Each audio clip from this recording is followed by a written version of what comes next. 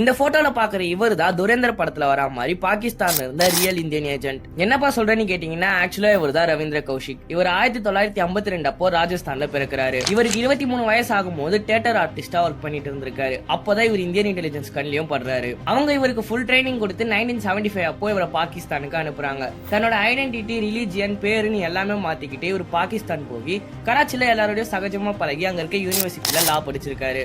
படிச்சு முடிச்ச கையோட ஒரு பாகிஸ்தான் ஆர்மில ஜாயின் பண்றாரு. கூடிய சீக்கிரமா ஆர்மி மேஜரும் ஆகிடுறாரு.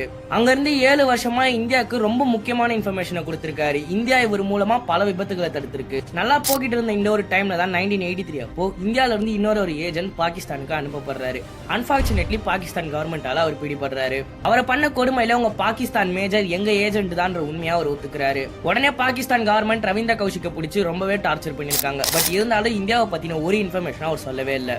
எல்லா டார்ச்சர் கொடுமையும் அனுபவிச்சு 18 வருஷம் ஜெயிலே இருந்து ரவீந்திர கௌஷிக் 2001 அப்போ இறந்து போயிருக்காரு.